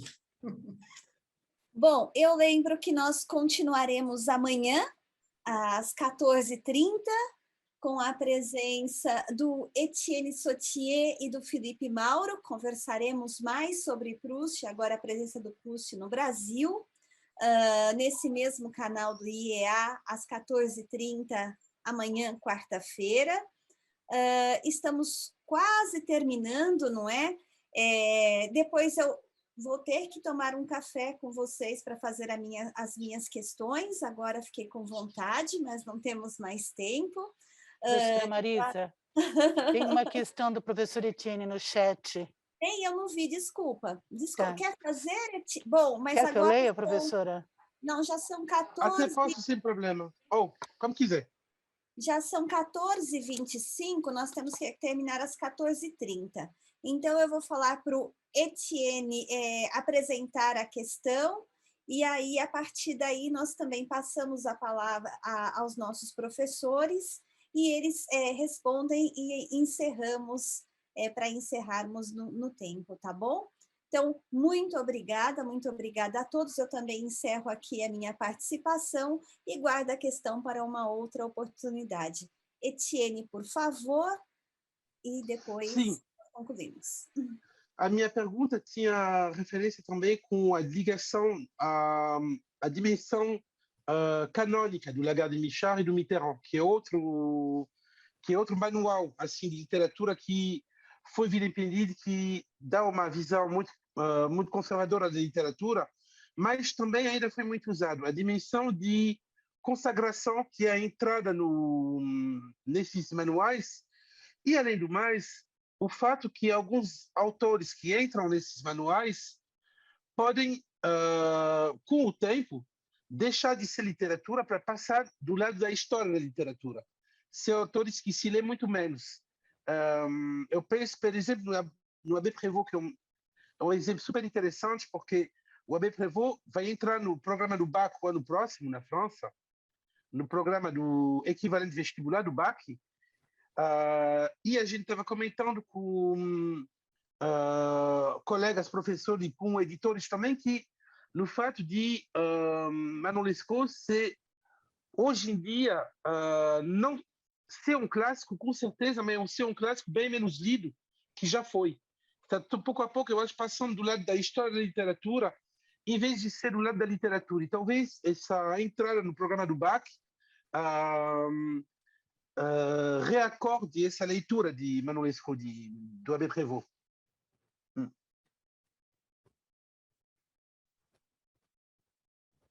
Glória, quer responder? Olha, eu quero reiterar o que eu falei já para você sobre o lagarto. Eu agradeço porque eu hesitei muito, eu fiquei com medo, porque é realmente uma perspectiva tão tradicional que eu fiquei assim com um pouco de pudor de apresentar. Fico contente que tenha um interesse por algum viés, né? Eu agradeço Eu tenho em muito, frente à Etienne. biblioteca. Na verdade, Eu se também tenho se eu puder dizer alguma coisa a respeito a mais, é o fato de que, como nós estudamos aqui a recepção da cultura francesa no Brasil, esses dois, Castex-sur-Ré, Lagarde de Michard, e essa autora brasileira, Junqueira Schmidt, foram, vamos dizer assim, foram autores que, de certa maneira, ordenaram a nossa cabeça. Não é? Ordenaram a nossa cabeça. Foi necessário entrar na universidade para aí a gente mudar um pouco. Né? Até então, era Lagarde de Michard ou, para os mais antigos, Castex-sur-Ré. Né? Foi a universidade, e aí é um dado importante para a formação de uma tese, como a universidade muda exatamente esses padrões. Foi isso. Então, muito obrigada a todos e todas que participaram, às questões, ao debate, e até amanhã, às 14h30. Certo? Obrigado. Até amanhã para todos, um abraço. Tchau.